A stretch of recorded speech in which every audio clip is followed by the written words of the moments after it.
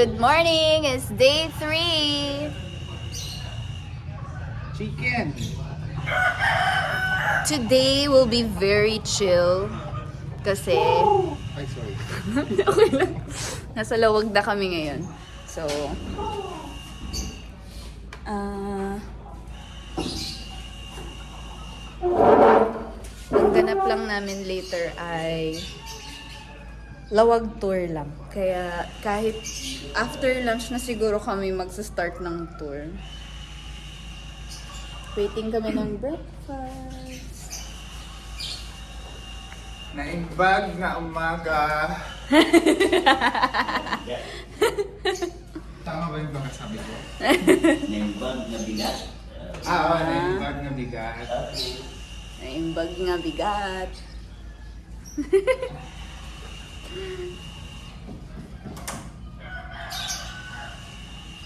Later na lang, pag nandiyan na yung food.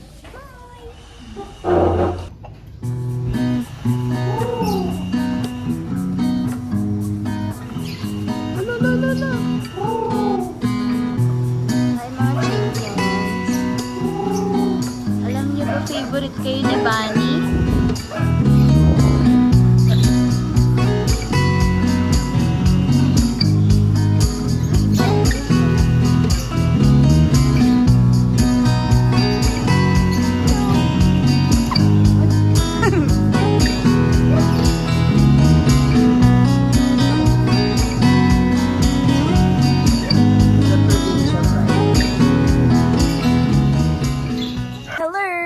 Katapos lang namin kumain. Actually, nagkaantay na lang kami ng 11 para maligo and everything else. Pa yung buhok ko. Malam. Kasi pick upin kami dito after lunch. We are para the pick up mag-tour girls. sa lawag. Tingnan mo, na-stress ako dun sa call. Tingnan mo yung pisngi ko. Nag-hives. Oo. Ayan. Na-stress ako kasi kinakabahan ako. True. Pero okay naman. Oo. Nakakakaba naman talaga. Miski naman kahit saan. True. Basta pag kalusugan ang pinag-uusap. Happy ako na yun yung treatment na sinuggest. For now. Until we got the other result. No, yun na yun. Better be prepared. No, that's it. Ano din? Lifestyle. So yun, mamaya mawawala-wala na yung hives na yun. Papakalmahin ko lang ang aking nervous system. Dahil ni-nervous ang bakla. At least hindi na siya maano, no? Hindi na siya parang nag-overthink ng bata. Oo.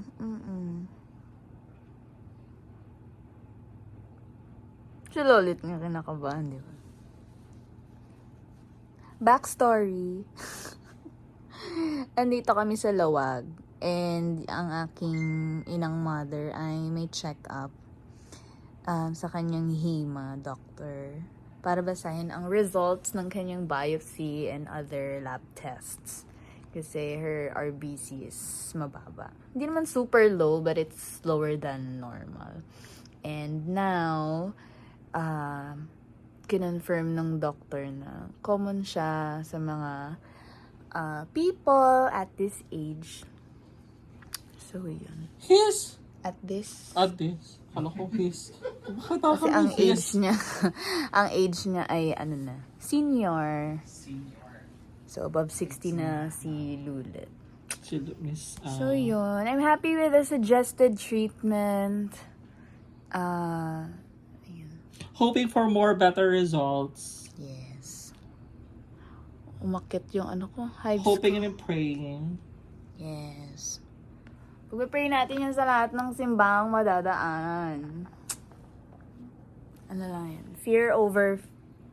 faith over fear. Yun lang. Bye! Mamaya ulit. Day 3. Last day na. Okay. Up for grabs.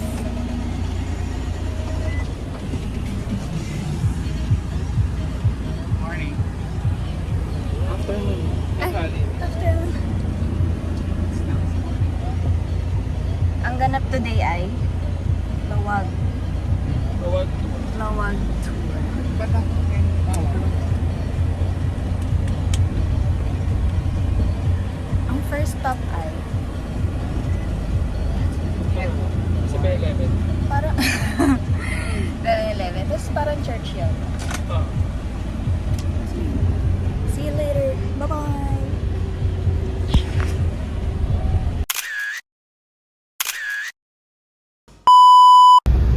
Dahil mayaman na po yung dalawang pamilya, ang gusto lang kasi ni Irene nung ikasal siya is ikasal siya sa pinakamahabang aisle ng simbahan. Yung aisle na lalangaran. Pagmula sa pintuan, hanggang sa altar. So it's like parang mahaba-mahaba. Dahil meron po kasi silang inutusan na maghanap at magsukat sa mga simbahan o churches, mga simbahan na katoliko sa buong Pilipinas. Oo. Actually, ito po kasi is hindi nila napapansin na mahaba dahil kumbaga regular na rin sa kanila dahil pumupunta kasi sila dito pag Parang normal na lang kasi. normal. Lagi na pupuntahan. kaya napupuntahan po nila dahil nung buhay pa yung kanyang lola is pumupunta po sila kasi dito nagsisimba pag birthday ng kanyang lola din sa piyesta ng Sara, kaya normal na po sa kanila itong simbahan. Tapos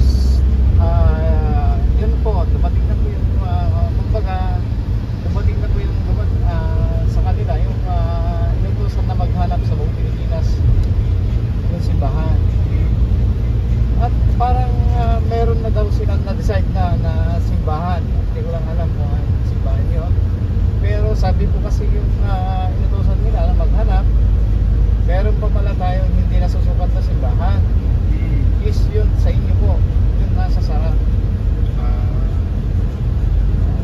Okay. Pinantahan po nila dahil actually birthday po daw, malapit na daw yung birthday ng kanilang lola. Is pumunta po sila dito. Nagtanong po sila kung nandyan na po sila kapag sinusukat. Yun na-decide na po nila ng simbahan na kakasalan sana is mas mahaba po yung simbahan dito sa kanila.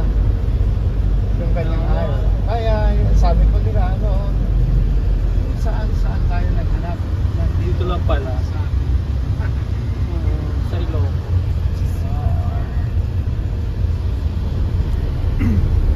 Kaya po dito is yung kanyang aisle is mahaba po siya. Parang love life Hindi pala po yun. process niya 75% na niya. Dahil yung mga bahay niya is ganyan o. Poste na straight na ganyan. Ganyan po yung mga wood process niya.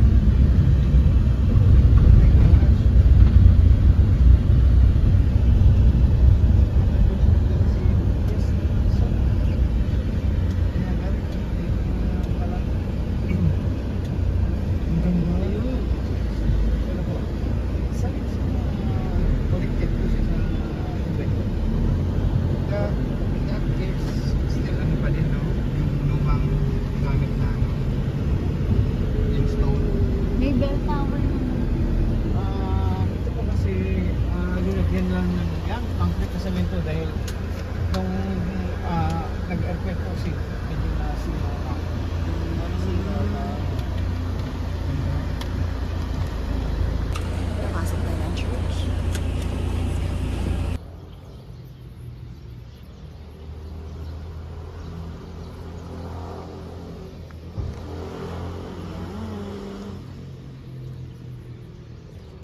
The Santa Monica Parish Church.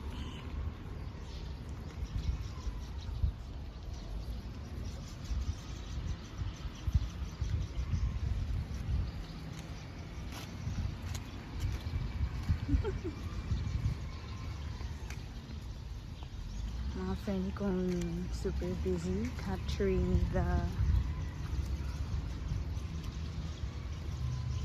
very beautiful church.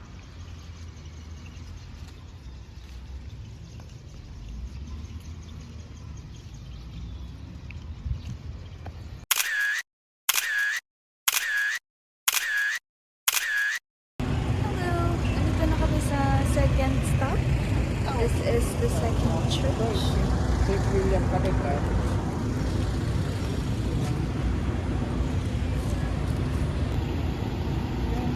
Alam mo yung design niyan? Yung mga churches dito. Hindi yung parang pa. Maramihan po kasi. Hindi siya yung parang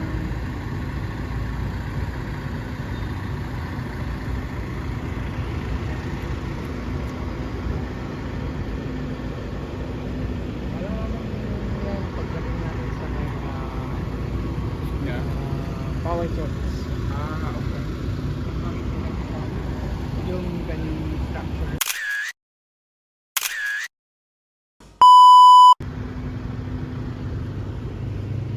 Our third stop. Sabi museum daw. Marcus Museum. Bawal dito. Bawal dito. Okay. Yes. Sa labas pa naman tayo. So, bawal mag-video sa loob. But that's how it looks.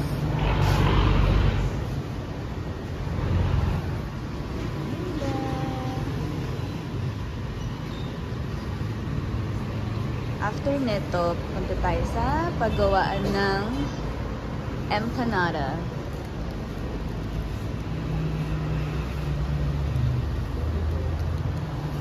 Is that ref magnet?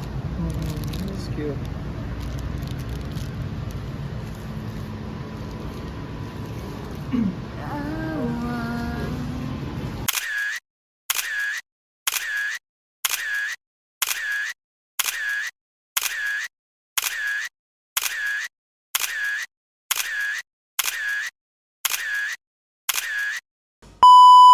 Kakatapos lang namin sa Marcus Museum.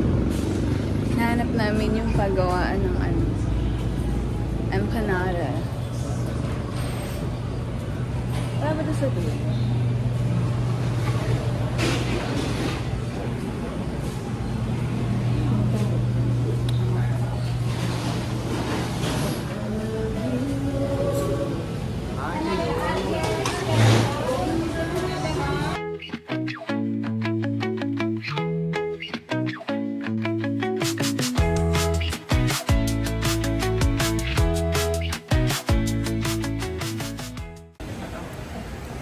Cinematic.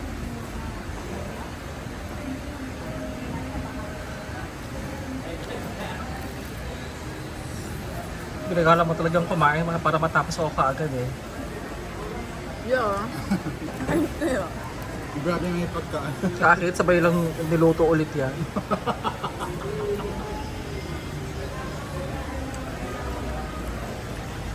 So how was it? Stop. Ano ba yung order? Kinakain mo na yung papel. Kita-kita sa camera. Ano ba yung order mo? Double. Double starter. 2 times the longanisa.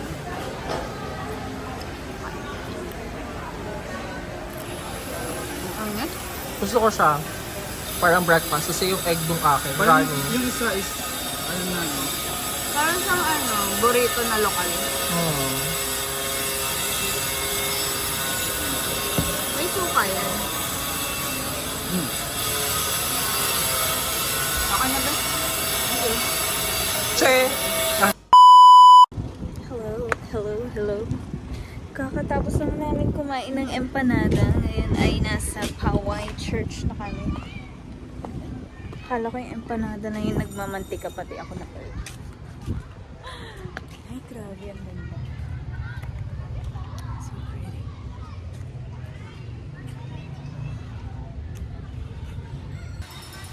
Ayan, ang entirety ng Poway Church. Sobrang ganda sa loob, guys.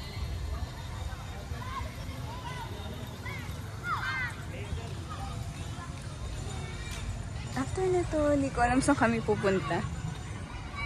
Pero, parang ang sarap pa magstay dito kahit mainit. Sobrang sulit. Puntahan natin yung logo dun. Picture tayo. Kips, ito ba yung sinasabi mo may malaking ice crumble? Sana ito. Ay, hindi. Ay, ito ba?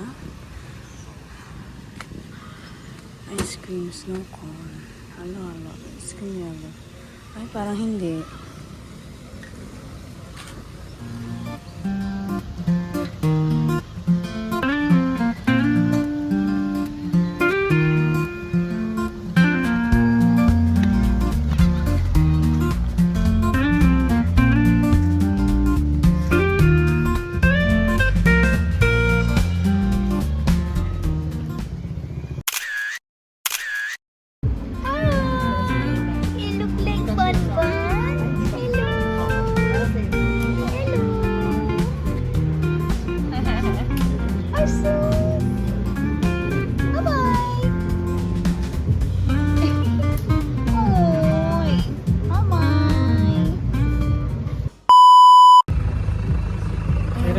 excited. We're now here sa Sand Dunes, Quezon.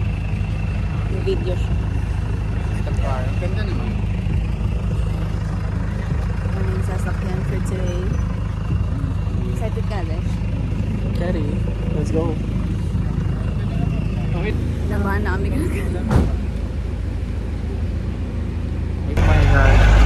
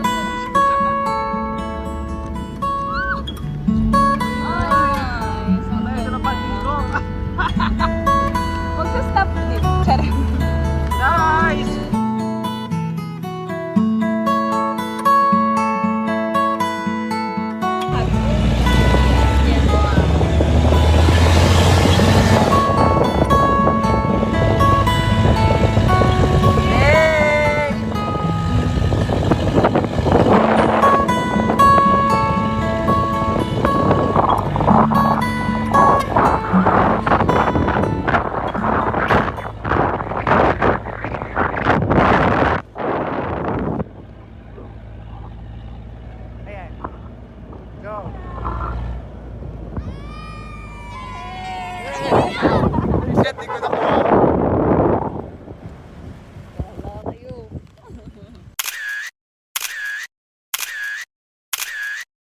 Science at saka sa legend yung kwento sa alaman. Ano ba yung na ano? Pareho yung ano niya, teorya niya. Sa science is nung 15th century nung may lumubog sa lumindol na malakas sa Sangil Island in Bohol. Pareho yung paglindol niya na malakas at saka yung paglubog niya dito. Like, at the same time? Oo, parehong oras I'm sorry, pag-lindol at saka pag... lubog niya. Pareho yung araw at oras niya. Kumbaga sabi nila ito sa science naging epicenter. Okay. Tapos sa legend naman, sa kwento, sa naman, lumubog din na lugar. Okay. This is Isa. Hawaii Lake. Isa yung history niya. Kumbaga sa teorya, sa science, lumubog. Sa alaman din lumubog na lugar. Search for that. Kaya nga, pareho lang to. Noong unang panahon kasi ito, tatlong barangay ito, sabi nila.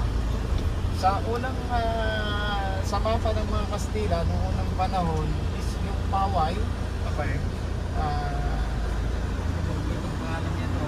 Sa nakalagay sa mapa ng mga Kastila, dito daw ang pinakamaraming panghahabi sa buong Pilipinas. Sa lugar na to. Itong lake? Oo, dito sa lugar na to. So may lupa to dati? Lumubog nga siya. Ano ba? Parang ikaw yung gusto ko ilubog dyan. Kahit walang lindol man ah. Ano Charot. siya, sa specification ng mapa ng Pilipinas, dito ang pinakamaraming panghahabi sa buong Pilipinas, sabi ng mga Kastila sa mapa. Pero hindi pa siya Ito daw kasi noong unang panahon, parang pinarusahan to, may sa gitna is may bell, ay simbahan, tapos yung bell niya is gawa daw sa gold. Oh, Sa gitna ay ano kuya? gawa sa gold. Yung Ah. simbahan may gawa sa gold. Ito daw. May nag-trainan na mag-dive dito? Yan, ang marami nang nag-try na inahanuhan ni President Marcos na mag-research dito. Sa ilalim? Pati yung Philippine Science na nag-research dito, pero Wala? hindi nila ano yung level niya. Oh my gosh. Di ba dyan lang yung Sandons? Oo. Nag-try din sila na bumutas na to exit water. Pero baliktad yung pumapasok yung dagat. Huh? Dahil ito kasi kahit summer, hindi po siya natutuyuan. Wow. Parang ito mataas pala. Kumbaga nakuha na Oo yung nga eh. level of water. Kaya hindi siya natutuyuan. Pero hindi naman po to umaangat hanggang dito sa kalsada. Hindi. Okay. Kahit malakas na ulan. May wait lang. Pwede hawakan ko lang yung tubig. Ay, malalim dito banda. Hindi, ganun lang ako. Sige. Pero maka daw waiver. Wait lang. Ang nangyari pa dito, nung panahon, nakakakuha sila ng mga isdang may hikaw. Ah?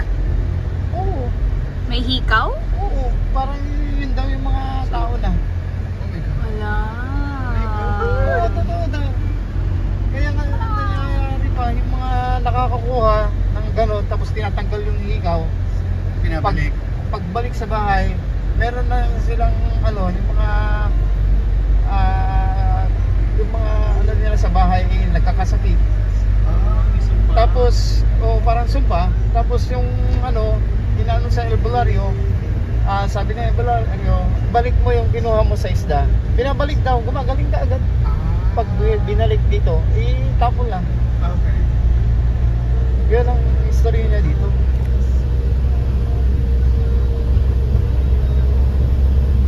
Yun ang sabi nila dito, yung mga dito.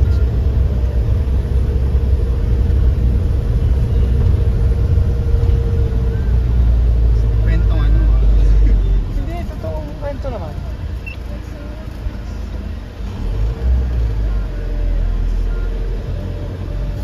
Pero yung lawa, hindi naman siya parang naniningil ng...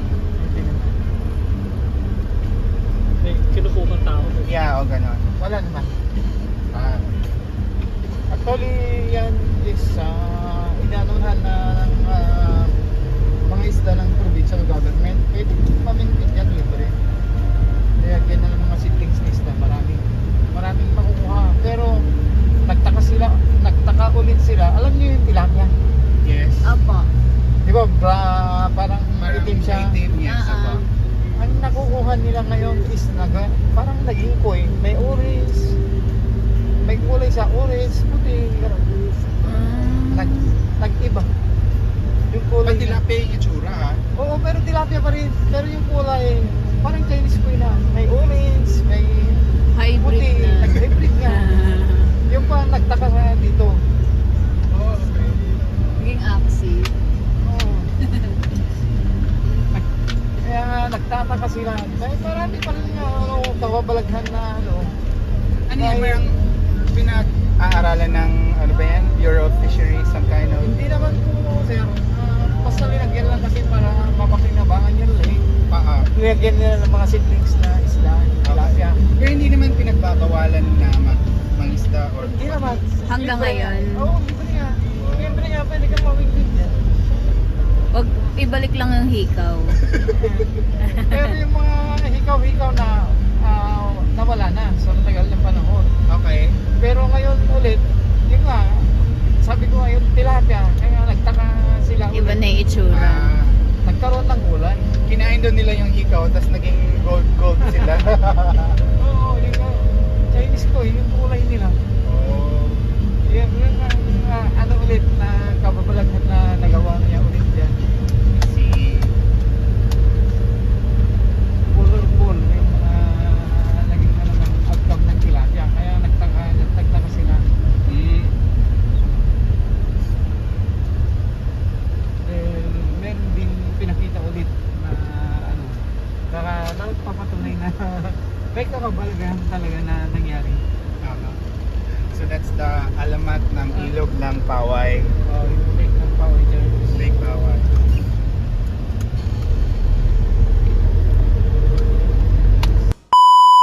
Hello people. So kakauwi lang. Actually hindi pa kami nakakauwi. Pero naghanap lang kami ng karinderya. Sana. Para bumili ng food. Tapos dito kami in-stop ni Kuya. Yan. Dito.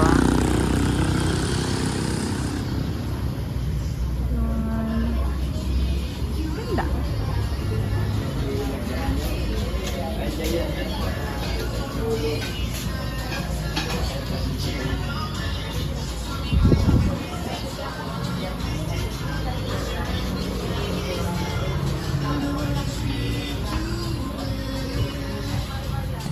Waiting na kami ng pagkain.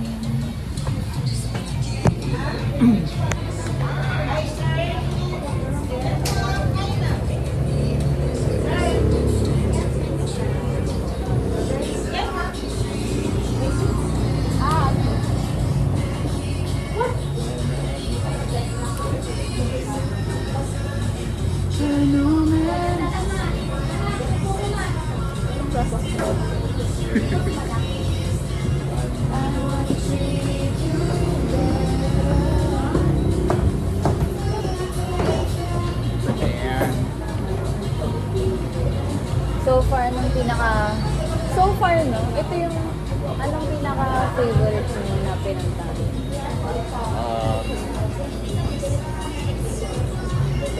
Yung rock formation.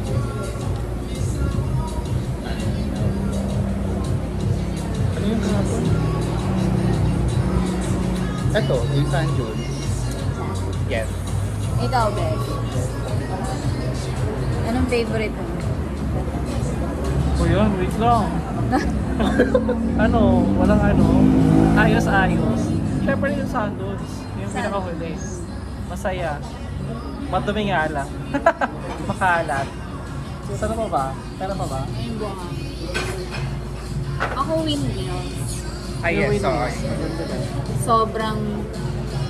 Hindi ko ma-explain.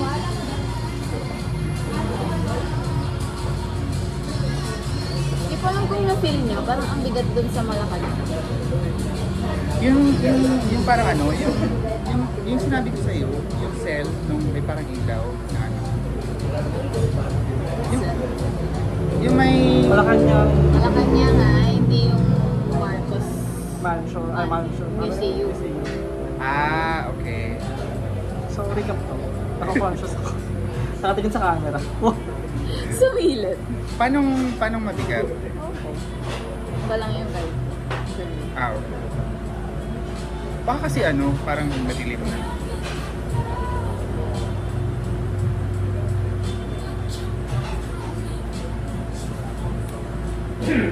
Ay, Ano na. Mamaya na ulit pag uwi namin. Food! we're here, ano to? Hi. This is Ano ba? the... Ano pangalan nito? El Salvador. Sa El something. El Comedor. El Comedor. El Comedor. Kain kayo dito. Yes. Meron silang... Baka gayahin yung binili. Meron silang native tinola. Try namin. Bye-bye!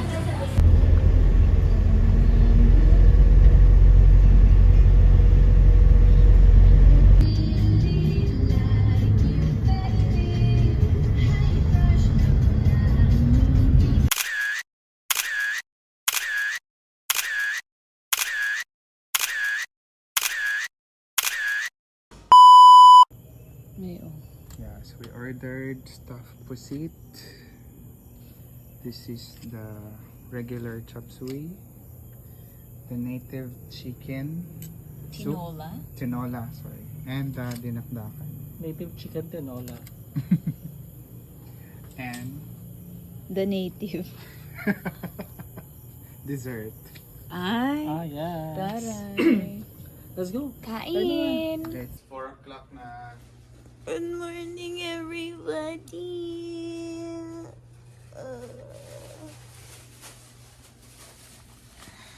Si Joe, hindi ko nang ginising. Ano ba ginawa mo kay Joe? Ba't siya sumigaw? I don't know. Hinawakan ka ba niya? Nung narinig ko yung tunog ng aircon, nagulat ako. Diyos ko, hindi ko nagulat sa alarm ko. Nagulat ko sa aircon. Kaya nga. Actually, yung alarm mo, malambing. Yun lang yung, ayoko kasi Sweet yung parang lang. masyadong roar kasi parang naano din ako. Parang konti na lang.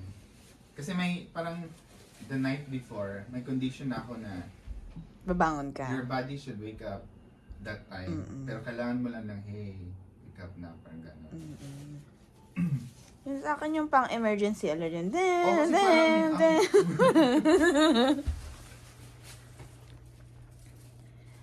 Ayun. So, ang flight namin is 7:10 in the morning. So, kailangan na namin bumangon. At mag-prepare. at naka-warm It's- milk ako kagabi. 4 a.m. Ngayon. Yes, sarap na tulog ko.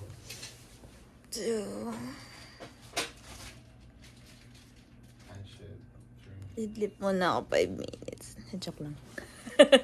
Ano to? Ako na. Bye! Mamaya nasa airport na kami. Joe. Bakit di ka gumagalaw? Hindi, ang katulagod ko. Ay, wait. Saan dun sa mga? Mag-stretch ka kasi. Oo. Taas mo yung kamay mo. Stretch mo yung kamay mo, tapos gilid ka. Left and Hindi right. tumutulong lahat ng buto ko. Bakit? Bakla ka muscle yun tunog, hindi buto. Aray ko. Oh. Signs of? Being beautiful. Tumigil ka. Hindi ako makukuha ang gusto mo.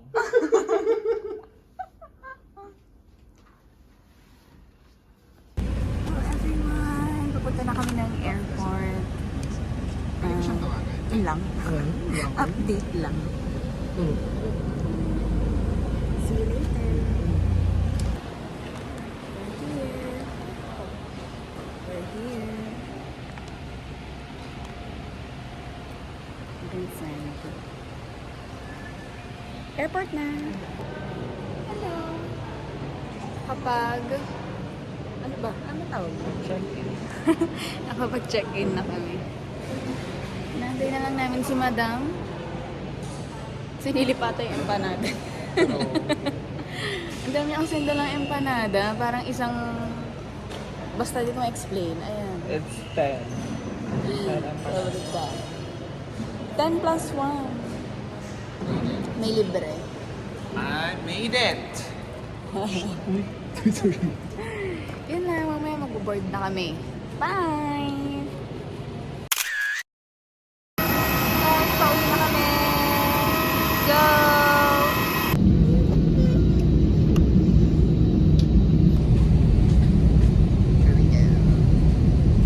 We will be dimming the cabin lights. Reading light switch is located on the panel above you.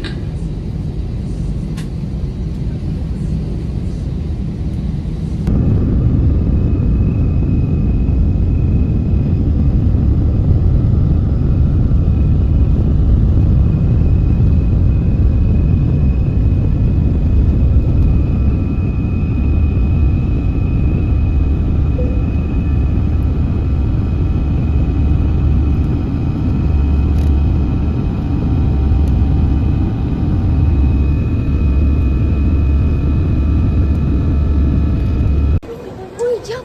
Jump! Jump, jump! You're so pataya. Hello!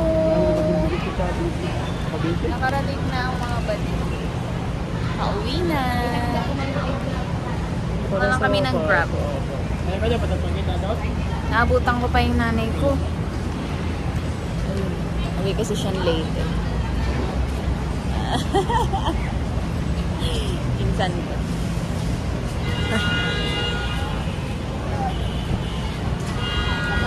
Bye-bye! That's it for the Ilongos vlog. Bye-bye! Hi everyone! Nakauwi na kami. Sobrang nag-enjoy kami sa Ilocandia tour. I suggest and I highly recommend A&A Express Travel and Tours. Sobrang bait ni Kuya Driver and very, very accommodating. So yun lang. That's a wrap for our Ilocos trip. Bye!